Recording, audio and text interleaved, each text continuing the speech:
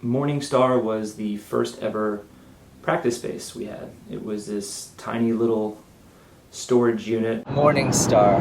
Morning Star was our first rehearsal space in Raleigh, North Carolina. Man, that was a really long time ago. I was 18 when we were at Morning Star. I was just a little kid.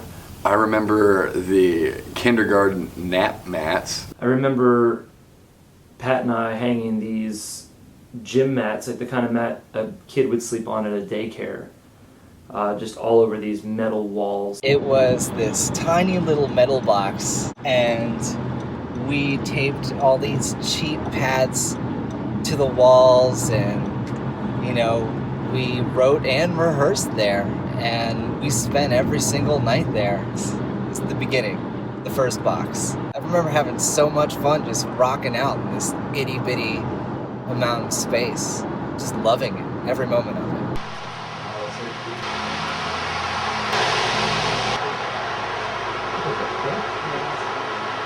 These are like the bright fucking colors. Help! Hold on, I'm securing our key.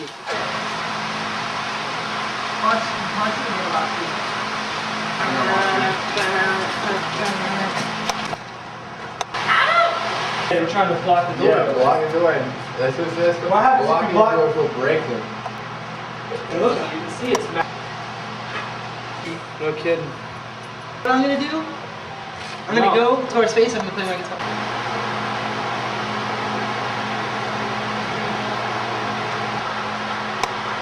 It's pretty cool.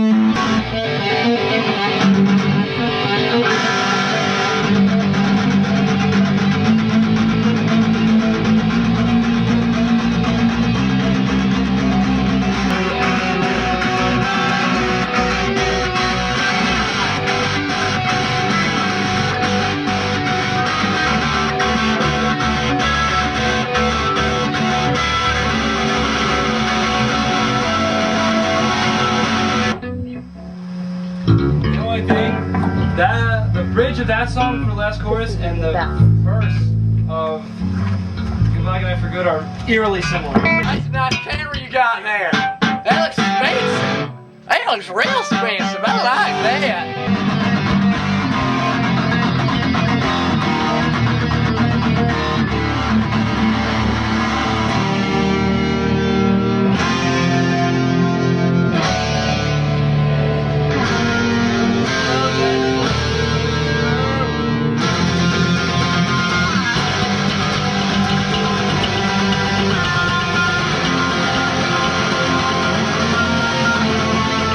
I like that. I like a man who knows how to scream. First I just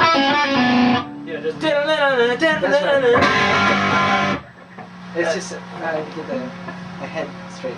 try from further back. That is so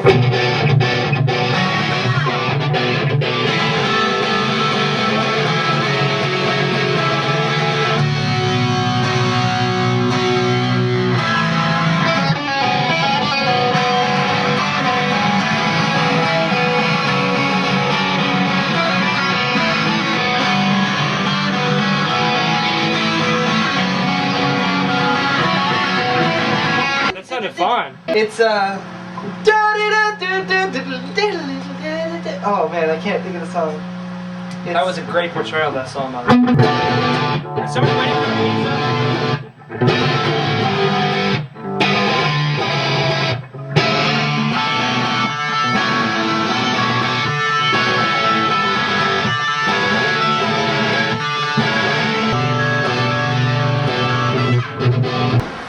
I gotta keep my finger, guys. Good times, man. Did it with them. Yeah, well, obviously he did, and I'm included in that. We scared the poor pizza guy. Pizza man, he comes to me. Poor pizza dude's like middle of nowhere. He's like 3 people come walking out of the dark. I see gorge himself and you calling you a whore.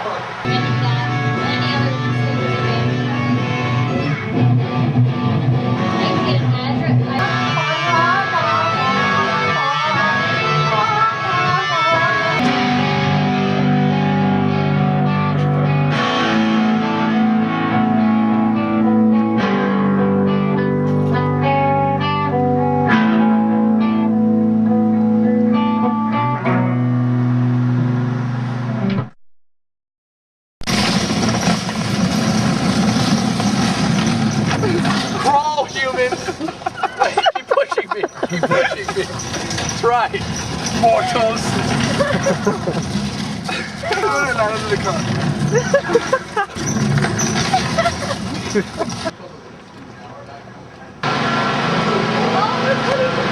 You here by yourself? I'll be over here watching you walk to your car. I am a man. Man penny. And I shave myself, you know, from here to here. And because I hate hair too. So what if I'm a freak and I have problems? No one judged me. I have one like boy breed. Oh, that's good. There's your camera. Slow down or front knee brake. Cheddar fries? Oh my god, stop. More cheddar fries? At the time, I was still in design school at NC State for product design, and I was, you know, living on campus and then meeting up with the guys. And I've always had a visual arts background, and I wanted to make something more than music. I wanted to paint a picture, and that was my goal going into it, which is an interesting one for a guy who can just scream. The first days of Alesana were exciting. We had made the decision to move down to North Carolina, and we were finally there. And we were in our practice space, and we were working on songs. And so I think the early days were just filled with a lot of possibility and hope. Sean and Pat, meeting them, and they were completely on board writing stories and trying to do something more than just your traditional, I mean, at that point, like people even call it screamo or post-hardcore or anything, just rock and roll song that had singing, screaming, and trying to use that 2 different vocal styles to paint 2 different angles in each song to try to give them some more dimension. I think as far as our hopes and goals are concerned, or for me, I mean, it was sort of just like sky's the limit. It's just rolling with it. Just hoping to, you know, make great music in the moment, you know, while we were making it. And sort of just focused on that. A really kind of magical time with musicians meeting each other and feeling each other out artistically.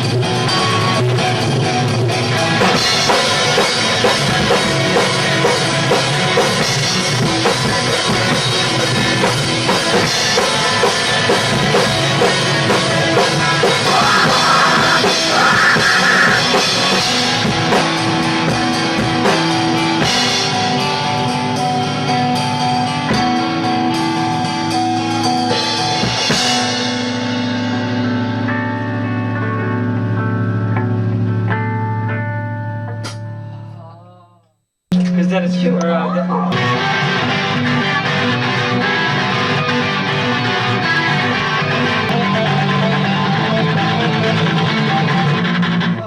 sped up so much.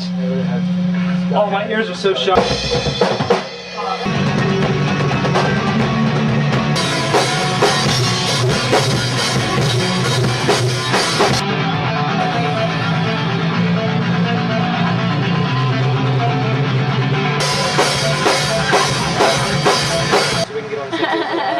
I relish every moment of it. Alright, Pat, can you play along with him?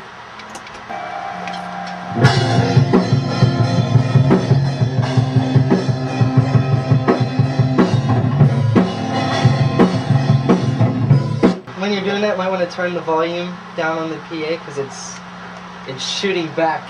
This is only playback. You see, I like to. We both have wireless systems. I'm not gonna do the riff. That's what it is. I think I'm just gonna. Let's try with the 4 I hits might and just then do hits. a one big opening on that. Let's. I like that idea better. Maybe doing the second, like only doing one time through, but having it be the second one. The first time, like da da da da da da da da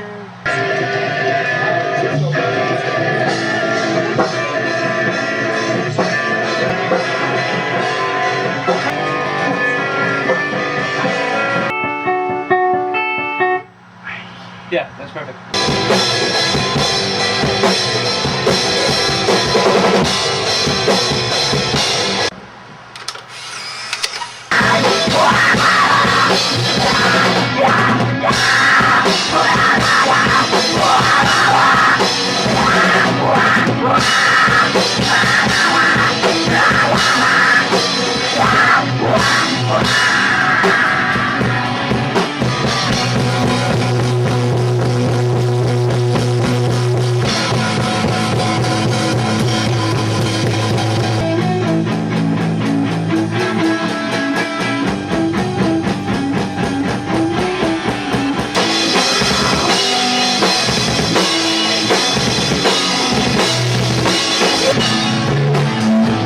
Dude, that shit flies off like razor blades.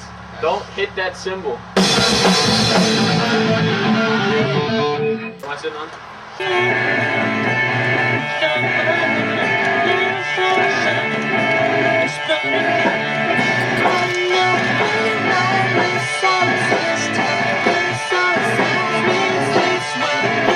Just after the first two. Yeah. After the first two, you just repeat what I say, and then the third line is longer. Right. So you wouldn't say anything again. All right. So you're talking about the. Watch, ready?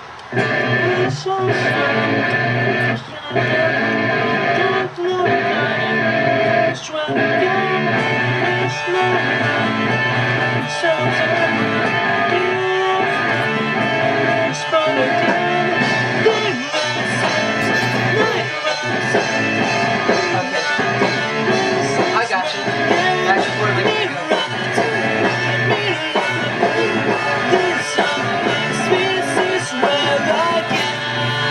That's where he screams. Right. So it's just real quick, it's like,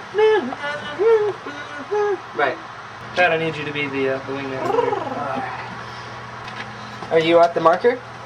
Yeah, it's on 3 this time, not 4. Peoples. Okie dokie. Wipe my eyes, spill my thoughts. Where the hell did these headphones come from?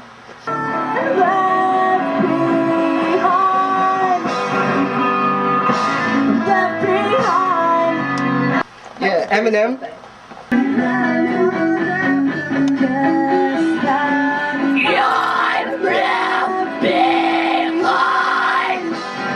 Is that a little lyric shirt?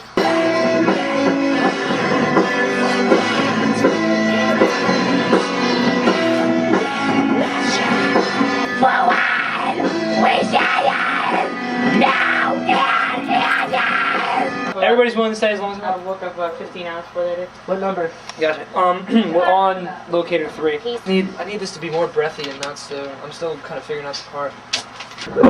You ready? You're going on the right route, dude. That's awesome. Wipe my eyes. Okay. Wipe my eyes. Spill my thoughts. Try to figure out why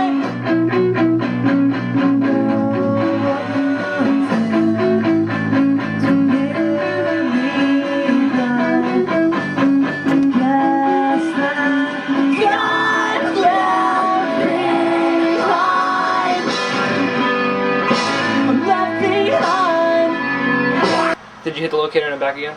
I was like, why is Dennis screaming? Drops in sequence, so did language of what we have. Missing pieces, sort of over. We can't realize you got tonight.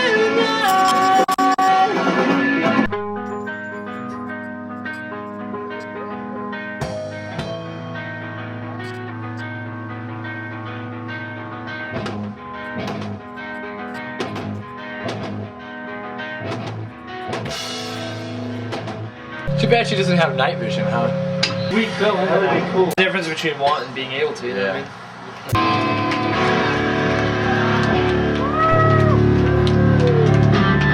I think that, Sean and I started working together while he was in the Legitimate Excuse, and, just hanging out with him and the other people in the Legitimate Excuse, and where they lived, there's just instruments and everything all around, and I'm a guitar player, so you can't have me sit in the same room too long with the guitar and not want to pick it up and play. So, one of those days I picked up and played, and one of those days Sean was home and he decided to sit on the drums and played with me. Before you know it, we were writing songs together on acoustic guitars and hanging out by the water. I met Sean, Sean spied on me. I used to wait tables at a restaurant called Bogart's. One of my suite mates, Stephen Miller, still a close friend of mine, his dad was an investor in a fancy smancy restaurant in downtown Raleigh called Bogart's. And I remember one particular night, there was a dude sitting out on the patio area, which was not my section that night. And he just had that look. And my waitress came up and asked if I was in a band. And so I sent a coworker out to Dennis to find out if he played music. I laughed and I said I used to be in high school. In high school I had a metal band called the Cromwell Initiative that was awful and amazing at the same time. She said, well, there's a guy in here, a waiter, who said you had the look and he wanted to see, he's trying to get people together for a band. He thought you might be a musician. I said, well, it's funny you say musician because I'm not. I just scream. I'm a vocalist. And that's when I found out that he screamed. It kind of felt like fate that this guy sitting in my restaurant just happened to be a screamer. And we went to a limousine car wash service in town. I guess they were auditioning a drummer who did not end up working out, but that was the first time I met Sean and Pat. I handed off my high school CD and my lyrics so that they could read and understand what the hell I was saying. I had to awkwardly scream a little bit just so hear that I could actually do it. The rest is history.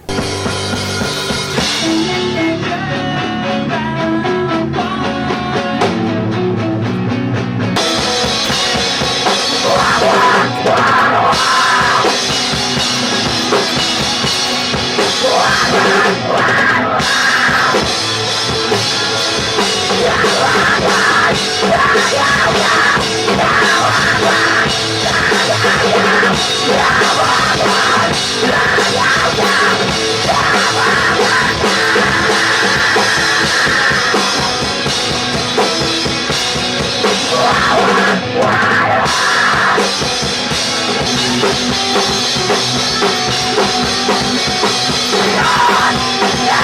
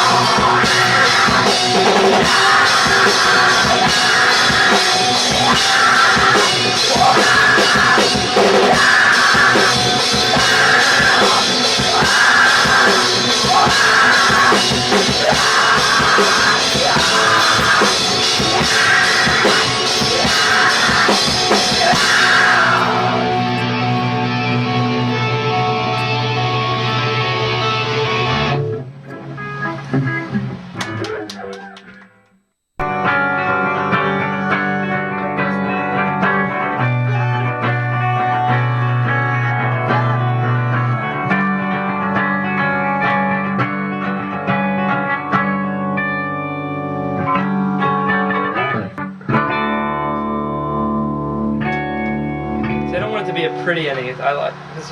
Our undertones are dark, and it's very soft. Wait, what is... Let me try and find a harmony with it.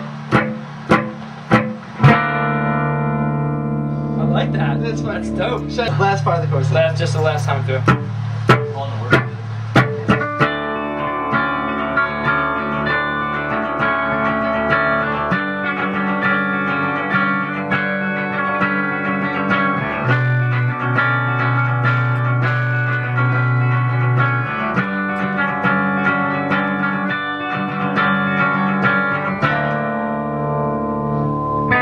Was it here? Oh, then you gotta go dun, dun. Yeah. Alright, let's try that again. We'll go.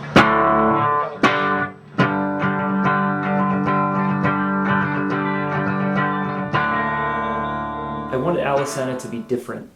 I wanted it to be something that when people referred to Alesana, they couldn't quite put their finger on who they sounded like. We wanted to create something special, and we wanted it to be something that was its own thing. I always wanted Alesana to be the vehicle of something more than just music. I wanted to be one part of a larger concept of some kind of story that encompassed the album art, the stage show, the merch, the whole thing, and have it be one inclusive concept. I wanted Alesana to, I guess, just to be itself. You know, we never were really specific about the music. We sort of just wrote what we liked, and whatever that was is whatever it was, and that's totally okay.